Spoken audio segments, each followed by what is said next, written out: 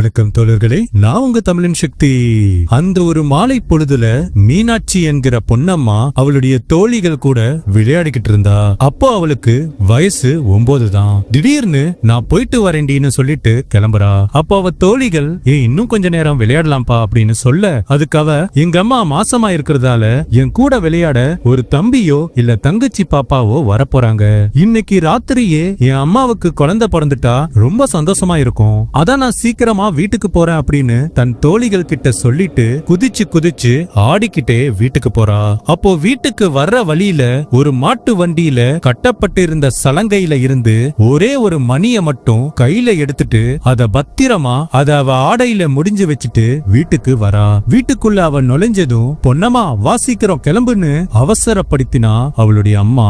எங்கம்மா போறோம் அப்படின்னு பொன்னம்மா கேட்க, எதுவும் பேசாத, வா எங்க கூட அப்படின்னு அவ அம்மாவும் அப்பாவும் ஒரே ஒரு துணி மூட்டைய மட்டும் எடுத்துக்கிட்டு அவசரமா கிளம்பி ஊர் எல்லைய தாண்டி காட்டுப்புறமா ஏதோ ஒரு பயத்தோட அழுதுகிட்டே ஓடுறாங்க. நம்ம அம்மா பிரசவத்துக்காக அப்பத்தா வீட்டுக்கு போறாங்க அப்படின்னு நினைச்சுக்கிட்டு அவங்க இழுத்த இழுப்புக்கு அமைதியா கூட ஓடி வந்தா பொன்னம்மா. ஆனா கொஞ்ச நேரத்திலேயே சந்தேகம் வர, அப்பா இது அப்பத்தா வீட்டுக்கு போற வழி இல்லையே, இந்த காட்டை பார்த்தாலே பயமா இருக்கு, எங்கதான்ப்பா போறோம் அப்படின்னு அவ கேட்க, அடுத்த நொடி பொன்னம்மாவுடைய அம்மாவுக்கு பிரசவ வலியும் வந்தது. இப்போ தன் தாயுடைய காலடியில அந்த 9 வயசு சின்ன பொண்ணு பிரசவம் பார்க்க வேண்டிய ஒரு இக்கட்டான சூழ்நிலை. பக்கத்துல இருந்த ஒரு ஆலமரத்துடைய விழுத, அம்மா இத கையில இருக்கமா புடிச்சுக்கோ அப்படின்னு சொல்லிட்டு அவளுடைய தாயோடைய வயித்துல இருந்து வெளியே வந்த அந்த ஆண் குழந்தைய தன்னுடைய இரு கைகளால தாங்கி நின்னா பொன்னம்மா. அப்போ திடீர்னு குதிரை காலடி சத்தம் கேட்க, ஐயோ அவங்க வந்துட்டாங்க, நீ சீக்கிரமா உன் தம்பிய தூக்கிட்டு போயிடுமா, உன் மேல எனக்கு முழு நம்பிக்கை இருக்கு, நீயும் உன் தம்பியும் எங்கேயாவது போய் பொழைச்சுக்கோங்க, எக்காரணத்தை கொண்டும் இந்த ஊர் பக்கம் மட்டும் திரும்பி வந்துடாதீங்க, எனக்கு சத்தியம் பண்ணி கொடுமா என்று அவள் அம்மா கைய நீட்டவும், அது வர தூரத்துல கேட்ட அந்த குதிரை காலடி சத்தம் இப்போ அவங்க பக்கத்திலேயே கேட்க ஆரம்பிச்சது. நடக்கிற விஷயங்களை பார்த்து ஒன்னும் புரியாம அதிர்ச்சியில இருந்த பொன்னம்மா தயங்கியவாறே சத்தியம் செய்த மறுநொடி அந்த ஆண் குழந்தை சத்தமா அழ ஆரம்பிக்குது. பொன்னம்மா அவளுடைய ஆள்காட்டி விரலை அந்த குழந்தையின் வாய்க்குள்ள வச்சுட்டு அம்மா அப்பாவை அங்கேயே விட்டுட்டு கொஞ்சம் தூரமா நடந்து போயிட்டா. தம்பியுடைய அழுகை சத்தம் 2 நிமிஷத்துல நின்னாலும் அந்த அடர்ந்த காட்டுக்குள்ள அவள் தாயின் அலறல் சத்தமும் தகப்பனுடைய மரண ஓலமும் அவ காதுகள்ல தெளிவா கேட்டுச்சு. கண்ணு முழுக்க கண்ணீர். வீட்டுக்கு போய் விளையாடுவதற்காக அவ ஆசையா ஆடையில முடிஞ்சு வச்ச அந்த மணி ஒரு பக்கம், அவ கைகள்ல தாய்முகமே அறியாத தன் அக்காவை தாயாக நினைச்சு அவ முகத்தை பார்த்து சிரிச்சுக்கிட்டு இருந்த அந்த பச்சிலம் குழந்தை ஒரு பக்கம், அந்த இருண்ட காட்டுக்குள்ள அவ பெத்தவங்க கொல்லப்படும் போது அவர்கள் எழுப்பிய மரண ஓலங்கள் இன்னொரு பக்கம்னு பொன்னம்மா செய்வதறியாது நின்றாள். தமிழகம் மட்டும் இல்லாம கேரளாவை தாண்டி சிங்கப்பூர், மலேசியா, மேற்கிந்திய தீவுகள் உள்பட உலகின் பல்வேறு இடங்கள்ல போற்றி புகழப்படும் பெரியாச்சி அம்மன் என்கிற தமிழ் கடவுளை பத்தி தெரிஞ்சுக்கலாம் வாங்க.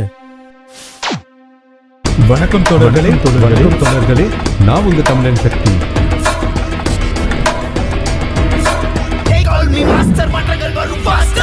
13ஆம் நூற்றாண்டுல ராஜ நாராயண சம்புவராயன் அப்படிங்கிற ஒரு பாண்டிய மன்னன் கொடுங்கோல் ஆட்சி செய்து வந்தான். அவனுக்கு ஆண் வாரிசு இல்ல அப்படிங்கிற ஒரே காரணத்தால தன்னுடைய நாட்டுல யாருக்குமே ஆண் குழந்தையே பிறக்க கூடாது, அப்படி மீறி பிறந்தா அந்த குழந்தை உடனே கொல்லப்படும் அப்படின்னு ஒரு கொடுமையான உத்தரவை போடுறான். இதனால ஊர் மக்கள் எல்லாரும் பயந்து போய் குழந்தை பெத்துக்காம இருக்கிறாங்க.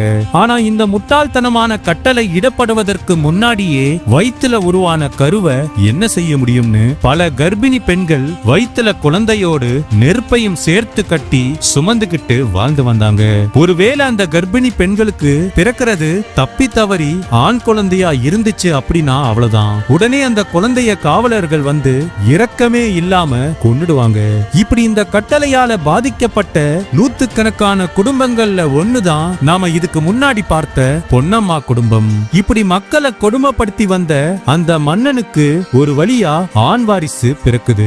அவனுக்கு வல்லவான் அப்படின்னு பெயர் வச்சு அவன மாதிரியே தீய குணங்களை ஊட்டி வளர்த்து வந்தான் சம்புவராய பாண்டியன். இந்த வல்லவானுக்கு ஒரு குறிப்பிட்ட வயசு வந்ததும் ஒரு திறமை வாய்ந்த ஜோசியரை அரண்மனைக்கு வர சொல்லி தன்னுடைய மகனுக்கு ஜாதகம் எழுதும்படி சொல்றாரு. வல்லவானுடைய பிறப்பு நேரத்தை கணக்கிட்டு கணித்த ஜோதிடர் ஒரு விஷயத்தை சொல்ல தயங்கினார். இருந்தாலும் ஓலைச்சுவடியில முதல்ல நல்ல விஷயங்களை எழுதிட்டு மேற்கொண்டு எழுதாம தயங்கிட்டே நின்னாரு. அத பார்த்த பாண்டிய மன்னன், ஏன் தயங்குற? என் மகன் பிறக்கும் போதே பல உசுரை கொன்னுட்டு பிறந்தவன். அவனுக்கு அப்படி என்ன நடந்துட போது? எதுவா இருந்தாலும் தைரியமா சொல்லு அப்படின்னு மன்னர் சொல்றார். அதுக்கு அந்த ஜோதிடர், மன்னா, உங்க மகனுக்கு அரசுடைமை, செல்வம், படைபலம், உடல் பலம்னு எல்லாமே நிறைஞ்சிருந்தாலும் அப்படின்னு கொஞ்சம் இழுத்தவர் பின் தைரியத்தை வரவழைச்சுக்கிட்டு மேலும் தொடர்ந்தார். நாளைக்கு அவனுக்குன்னு ஒரு குழந்தை பிறக்கிறப்போ அந்த சமயம் பிரசவம் பார்க்க போற பெண்ணாலதான் அவனுக்கு சாவு வரும் அப்படின்னு அந்த ஓலைச்சுவடியின் கடைசி பகுதியில ஒரு முக்கிய குறிப்பையும் எழுதி, இந்த குறிப்பை இப்ப பார்த்தா பலன் கிடையாது, காலம் வரும்போது அது அவனே பார்த்து தெரிஞ்சுப்பான், அதுவரை இத பத்திரப்படுத்தி வைங்க அப்படின்னு சொல்லி எழுதிய அந்த ஓலைச்சுவடிய மன்னர் கிட்ட கொடுத்துட்டு கிளம்பினார் அந்த ஜோதிடர். வருடங்கள் உருண்டோடின. சம்புவராய பாண்டியன் மரணம் அடைகிறாரு. தந்தைய போலவே மகன் வல்லவானும் ஒரு மிக பெரிய கொடுங்கோல் அரசனா உருவானா. பார்ப்பது, கேட்பது, செய்வது அப்படின்னு அவன் செய்யற ஒவ்வொரு விஷயத்திலையும் தீமையே நிறைஞ்சிருந்துச்சு. வல்லவானுக்கு திருமணம் நிச்சயிக்கப்பட்டு அந்த திருமணத்துல வளர்க்கப்பட்ட யாக குண்டத்துல கூட தீய மந்திரங்கள் தான் ஓதப்பட்டுச்சு அப்படின்னா பாத்துக்கோங்க. சில வருடங்கள் குழந்தை இல்லாமல் இருந்த வல்லவானுடைய மனைவி கர்ப்பமானா.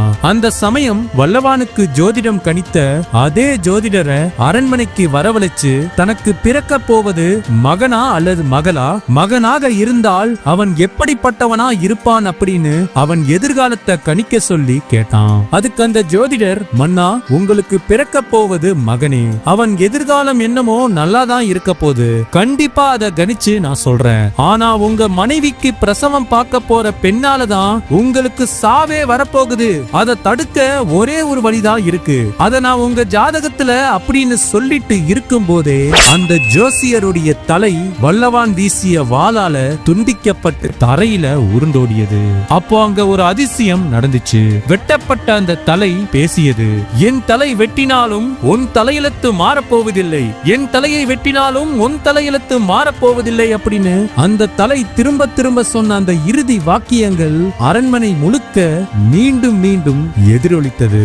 அதுவரை யாருடைய சாவையும் பார்த்து நடுங்காத வல்லவானுடைய கைகள் அந்த ஒரு நொடி ஏனோ நடுங்கியது. அவன் உடனே ஓடி போய் தன் பிறந்த ஜாதகத்தை கையில எடுத்து படிச்சு பார்க்கறான். அதுல கடைசியாக எழுதப்பட்ட ஒரு குறிப்பு அவனுடைய கவனத்தை ஈர்த்துச்சு. அப்படி அந்த குறிப்புல அந்த ஜோதிடர் என்ன எழுதி வச்சிருந்தாரு அப்படின்னு தெரிஞ்சுக்கிறதுக்கு முன்னாடி, நீங்க இப்போதான் நம்ம சேனலுக்கு முத தடவை வந்திருக்கீங்க அப்படின்னா உடனே சப்ஸ்கிரைப் பண்ணி பக்கத்துல இருக்க பெல் ஐகானை மறக்காம பிரஸ் பண்ணுங்க. ஏன்னா பல மெய்க்கூச்சரியும் காணொளிகள் உங்க செவிகளையும் விழிகளையும் விருந்தாக்க காத்திருக்கு. அப்படி அந்த குறிப்புல என்ன எழுதி இருந்துச்சு அப்படின்னா, வல்லவானுக்கு வாரிசு பிறந்து 24 மணி நேரம் கழிச்சு அந்த வாரிசு பூமியை தொட்டா எந்த ஆபத்தும் வராது அப்படின்னு எழுதி இருந்துச்சு. ஆக இப்போ வல்லவான் 2 விஷயத்தை தெரிஞ்சுக்கிட்டான். ஒன்னு, அவன் மனைவிக்கு யாரு பிரசவம் பார்க்க போறாளோ அவதான் அவனுக்கு யமன். 2வது, இதுல இருந்து தப்பிக்கிறதுக்கு ஒரே வழி, பிரசவம் முடிஞ்சு 24 மணி நேரத்துக்கு குழந்தையுடைய கால் தரையில படக்கூடாது. இந்த 2 விஷயத்தையும் மனசுல நிறுத்தி தயாரா காத்திருந்தான் வல்லவான். அவன் எதிர்பார்த்த அந்த நாளும் வந்தது. அவன் மனைவி பிரசவ வலியால் துடித்தாள். அந்த காலகட்டத்துல எல்லாம் கர்ப்பவதிகளுக்கு தனியா மருத்துவமனையோ இல்ல மருத்துவரோ அந்த மாதிரியான எந்த ஒரு வசதிகளுமே இருக்காது. பிரசவ நேரத்துல வீட்லயே ஒரு மூலையில ஒரு பாய் விரிச்சு அதுக்கு மேல கர்ப்பமான பெண்ணை படுக்க வச்சு வயதான ஒரு மருத்துவச்சி தான் பிரசவம் பார்ப்பாங்க. அப்படி பிரசவம் பார்க்கிற அந்த வயதான மருத்துவச்சி பெண்களை பெரியாச்சி அப்படின்னு அழைப்பாங்க. அந்த மாதிரி ஊருக்குள்ள இருக்கிற திறமை வாய்ந்த பெரியாச்சி யாரையாவது கண்டுபிடிச்சு உடனே கூட்டிட்டு வர சொல்லி தன் காவலர்களை அனுப்பினான் வல்லவான். ஆனா கொடுங்கோல் ஆட்சி செஞ்சு மக்களை துன்புறுத்தி வந்த அப்படி ஒரு மன்னனுடைய மனைவிக்கு பிரசவம் பார்க்க எந்த ஒரு பெரியாச்சியும் முன்வரல. இப்படி எங்க எல்லாமோ தேடி அலைஞ்ச காவலர்கள் கடைசியில அந்த ஊரை தாண்டி பக்கத்து ஊருக்கு ஊருக்கு போய் விசாரிச்சு ஒரு பெரியாச்சிய சந்திச்சு கேட்டு பாக்குறாங்க. மன்னரின் பெயரையும் ஊரையும் கேட்ட அந்த பெரியாச்சி உடனே சம்மதிச்சு நான் பிரசவம் பார்க்க வரேன் அப்படின்னு கிளம்பி வராங்க. இப்படி அரசவை வந்து சேர்ந்த அந்த மூதாட்டி கிட்ட வல்லவான் ஒரு கட்டளைய போடுறான். பிரசவம் இந்த அரண்மனையில நடக்க கூடாது, நடு காட்டுல தான் நடக்கணும். மெத்தை மேலையோ தரையில பாய் விரிச்சோ பிரசவம் பார்க்க கூடாது. மண்ணு மேல படாம ஒரு பாறை மேல உட்கார்ந்து என் மனைவிய உங்க மடியில கிடத்தி தான் நீங்க பிரசவம் பார்க்கணும். எல்லாத்தோடைய முக்கியமான விஷயம் ஒண்ணு இருக்கு. குழந்தை பிறந்ததும் எக்காரணத்தை கொண்டும் அவனை கீழே வைக்க கூடாது. 24 மணி நேரத்துக்கு அந்த குழந்தைய கீழே வைக்காம தாங்கி பிடிச்சபடி அப்படியே உட்கார்ந்து இருக்கணும். இதுக்கு நீ சம்மதிச்ச அப்படின்னா உனக்கு ஏராளமான பொன்னும் பொருளும் கிடைக்கும் அப்படின்னு வல்லவான் சொன்னான். அதை ஏற்றுக்கொண்ட பெரியாச்சி அவன் சொன்ன மாதிரியே நடு காட்டுல ஒரு பாறை மேல உட்கார்ந்து வல்லவானுடைய மனைவிய அவங்க மடி மேல படுக்க வச்சு பிரசவம் பார்க்க ஆரம்பிக்கிறாங்க. அதுவும் எப்படிங்கிறீங்க, குழந்தை வயித்துக்குள்ள கொடி சுத்தி இருந்ததுனால இன்னைக்கு பண்ற நவீன சிசேரியன் முறை மாதிரி அந்த காலத்திலேயே அந்த பெரியாச்சி வல்லவான் மனைவிக்கு வயித்த கிழிச்சு பிரசவம் பார்க்கறாங்க.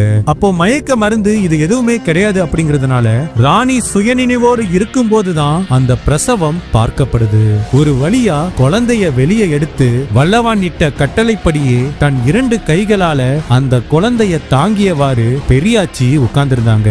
இப்போ வல்லவானுடைய தீய எண்ணம் அவனை ஆட்கொள்ள ஆரம்பிக்குது. அதான் குழந்தை பிறந்துடுச்சுல, இனி எதுக்கு காத்திருக்கணும், இந்த பெரியாச்சியோடைய கதைய முடிக்க வேண்டியதுதான். ஏன்னா இந்த பெரியாச்சியால தானே என் உயிர் போக போகுது அப்படின்னு அந்த ஜோசியன் சொன்னான். அப்போ இந்த நொடிய அவளை கொன்னுட்டா இந்த பிரச்சனை முடிஞ்சிடும்ல அப்படின்னு நினைச்ச அவன் அந்த 24 மணி நேரம் முடியறதுக்கு முன்னாடியே அவசரப்பட்டு பெரியாச்சியை நோக்கி அவன் வாளை வீசினான். ஆனா பெரியாச்சி குனிஞ்சு அவங்க கொண்டு வந்து கீழே வச்சிருந்த அந்த ஒரு ஈட்டிய கையில எடுக்கிறாங்க.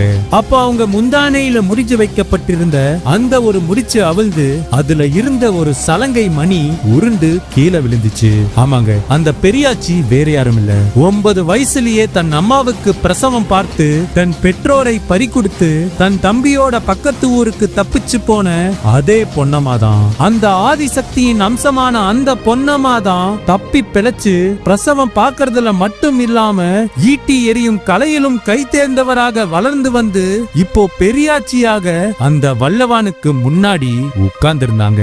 வல்லவான் அப்படி வாளை வீசினதும் கீழே இருந்த ஈட்டியை எடுத்து அத வல்லவானுடைய மார்பை நோக்கி எறிந்தார். அடுத்த நொடி கீழே சரிந்த அவனை தன் காலால மிதித்தாள் பெரியாச்சி. தன் கணவன் தாக்கப்படுவதை பார்த்த வல்லவானுடைய மனைவி மடியில இருந்தவாறே குழந்தையையும் பெரியாச்சியையும் சேர்த்து தாக்க முயற்சி செய்தாள். அப்போ பெரியாச்சி ஒற்றை கையால அந்த குழந்தைக்கு எதுவும் ஆகாம உயரமா தூக்கி பிடிச்சு இன்னொரு கையால வல்லவானுடைய மனைவியின் கிழிக்கப்பட்ட வயித்துல இருந்த அந்த குடலை உருவி அவளை கொன்னு வல்லவானையும் காலால நசுக்கி கொன்றாள் அந்த பெரியாச்சி. இந்த ஒரு காட்சியை தான் இன்னைக்கு நாம பல கோயில்கள்ல பெரியாச்சி அம்மனுடைய உருவமாக நாம பெரும்பாலும் பார்க்கிறோம். இப்படி வல்லவானும் அவனுடைய கொடுங்கோல் ஆட்சியும் ஒரு முடிவுக்கு வந்ததும் ஊர் மக்கள் பெரியாச்சிய சாந்தமடைய சொல்லி வேண்டினார்கள். அதுக்கு பேச்சியம்மன் தன் தோற்றத்தை பார்த்து யாரும் பயப்பட வேண்டாம், நான் காளியின் அம்சம், என்னை மனதார வேண்டி வணங்கினால் வேண்டிய வரம் தருவேன், கருவில் குழந்தைக்கு அரணாக இருந்து பிரசவத்தின் போது எந்த ஒரு ஆபத்தும் வராம அவங்களை காப்பாத்துவேன் அப்படின்னு அருள் புரிந்தாள். அன்று முதல் இன்னைக்கு வர பல கிராமப்புறங்கள்ல பிறக்கிற குழந்தைகளை தொட்டில்ல போடுறதுக்கு முன்னாடியே இந்த பேச்சியம்மன் முன்னாடி போட்டுட்டு தான் வீட்டுக்கே கொண்டு போவாங்க. கிராமப்புறங்கள்ல இந்த அம்மனை பெரியாச்சி அம்மனும் நகரப்புறங்கள்ல பேச்சியம்மன் அப்படிங்கிற பெயரோடையும் வணங்குறாங்க. பிறப்புல இருந்தே பேச்சு திறமை இல்லாத குழந்தைகளுக்கு இந்த பேச்சியம்மன் பேசும் திறமையை கொடுப்பாங்க அப்படிங்கிற நம்பிக்கை உலகம் முழுக்க இருக்கு. இன்னைக்கு இந்த ஒரு காணொலி மூலமா பெரியாச்சி அம்மனை பத்தி நீங்க தெரிஞ்சுக்கிட்டீங்க அப்படின்னு நம்புறேன். இந்த காணொலியை உங்க நண்பர்களுக்கும் அன்பர்களுக்கும் மறக்காம பகிர்ந்து உங்க கருத்துக்களையும் தயங்காம பதிவு செய்யுங்க. மீண்டும் இதே மாதிரி ஒரு சிறப்பான காணொலியோட உங்களை வந்து சந்திக்கிறேன். நன்றி, வணக்கம்.